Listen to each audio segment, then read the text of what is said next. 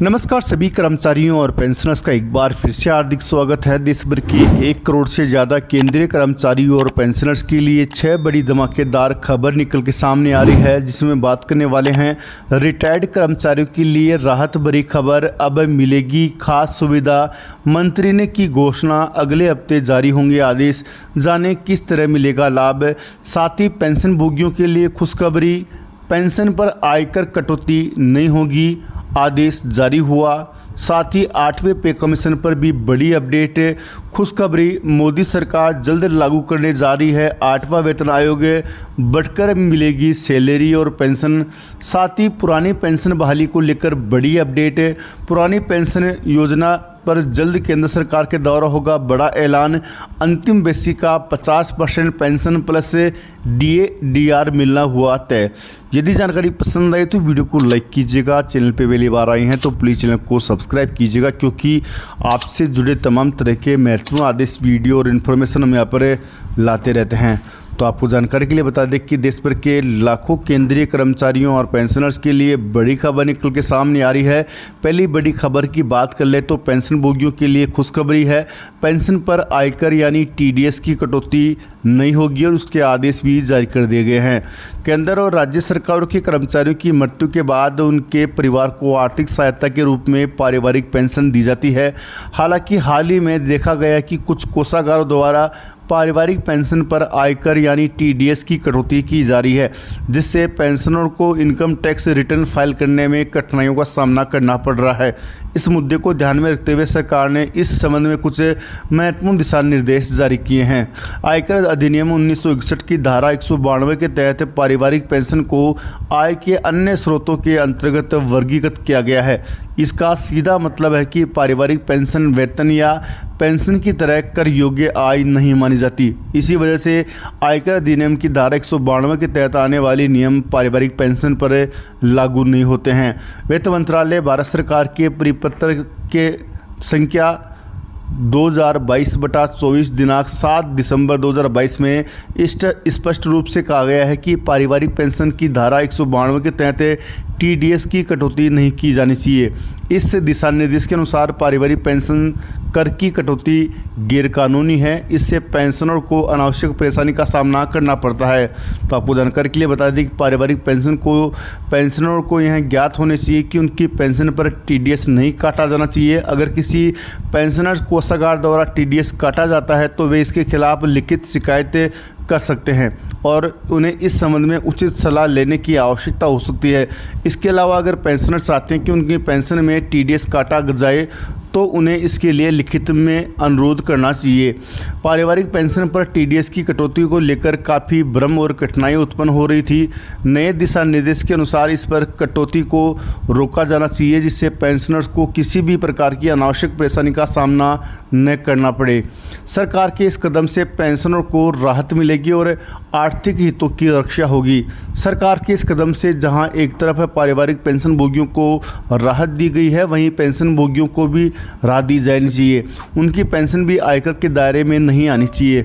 सांसद विधायकों की पेंशन आयकर कर से मुक्त होती है तो पेंशन भोगियों की पेंशन भी आयकर से मुक्त होनी चाहिए। इस पर सरकार को विचार करते हुए उचित कदम उठाना चाहिए। वहीं अगली बड़ी खबर की बात कर लें तो देश भर के 1 करोड़ से ज़्यादा केंद्रीय कर्मचारियों और पेंशनर्स के DA और DR को लेकर बड़ी खबर निकल के सामने आ रही है। जल्द केंद्रीय कर्मचारियों को 3% DA/DR बढ़ोतरी का तोहफा मिलना कन्फर्म हो चुका है।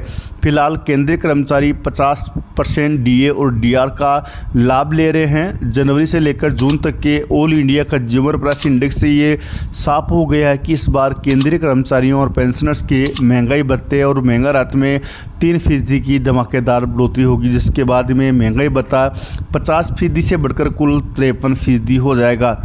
इसके ऐलान के संबंध में खबर निकल के सामने आ रही है कि सितंबर महीने में होने वाली केंद्रीय कैबिनेट की बैठक में 3% DA/DR के ऐलान को मोहर लग सकती है।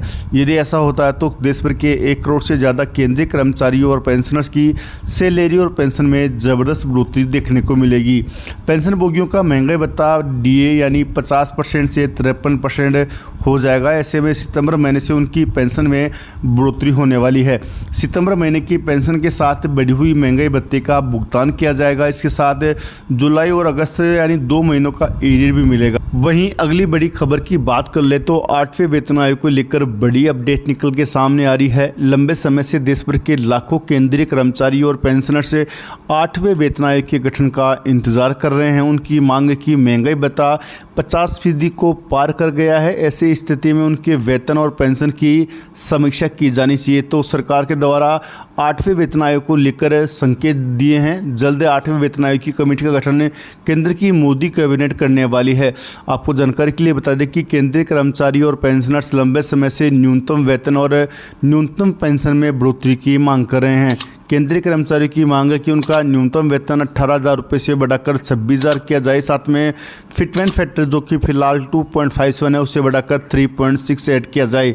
लेकिन सूत्रों से मिली खबर के मुताबिक केंद्रीय कर्मचारियों के लिए 8वें वेतन आयोग की कमेटी का गठन त्योहारी सीजन से पहले किया जा सकता है। साथ ही न्यूनतम वेतन को भी 18,000 से बढ़ाकर 30,000 के आसपास किया जा सकता है। साथ में फिटमेंट फैक्टर को 1.92 किया जा सकता है।